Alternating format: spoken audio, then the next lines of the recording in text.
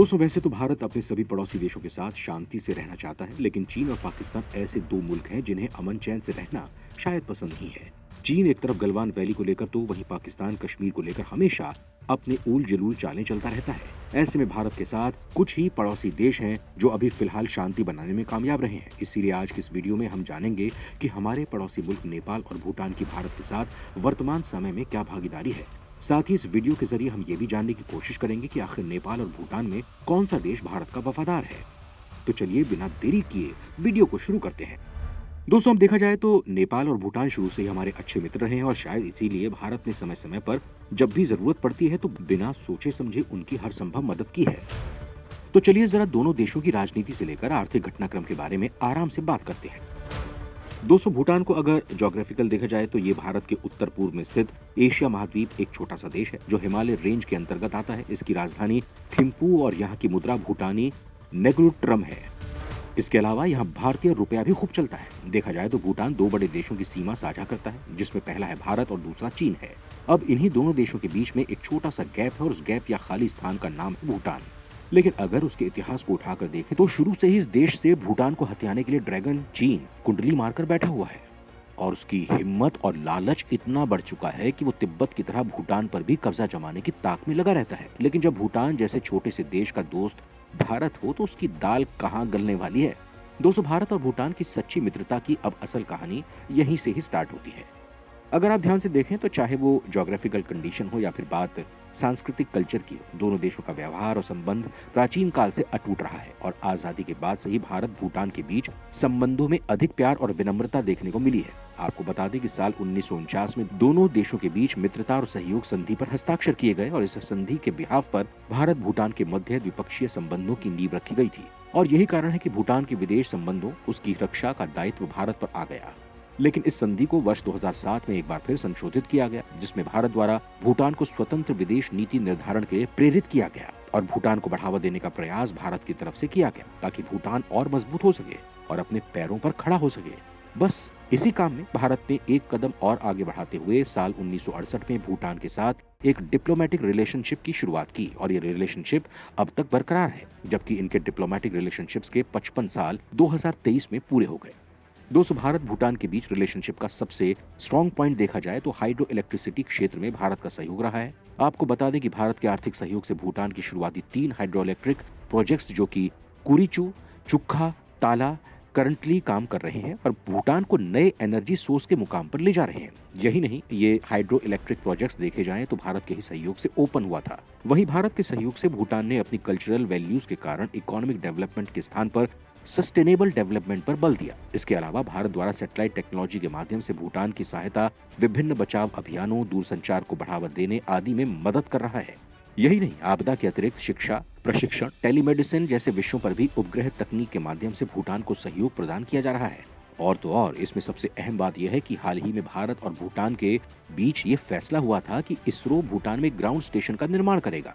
वहीं अगर एजुकेशन के नजरिए से देखा जाए तो पिछले कई दशकों से भूटान के यूथ भारत में एजुकेशन के लिए आते रहे हैं। वर्तमान में भी भारत में भूटान के लगभग 4000 विद्यार्थी आज भी स्टडी कर रहे हैं और ये सब बस कुछ और नहीं, भारत की दरियादिली है। ऐसे हमारा पड़ोसी देश भूटान भी दोस्ती दिखाने में पीछे नहीं रहा है। दोस्तों, उसने हर समय सिर्फ और सिर्फ भारत का ही साथ दिया है।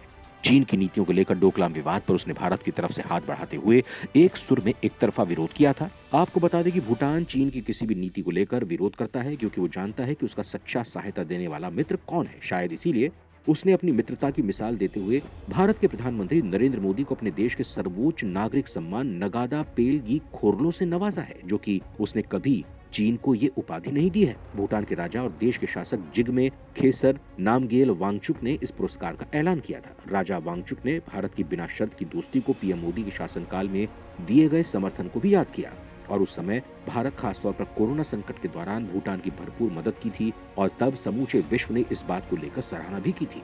दोस्तों, आपको बता दें कि सच्चे पड़ोसी का धर्म निभाते हुए इंडिया ने कोरोना संकट से जूझ रहे भूटान के लोगों से कोरोना वैक्सीन को भिजवाया था। तो कुल मिलाकर बात यह है कि भूटान वो देश है जिसने छोटा होते हुए भी हमेशा से बड़ा दिल दिखाया है, कभी भी भारत की नीतियों का विरोध नहीं किया है।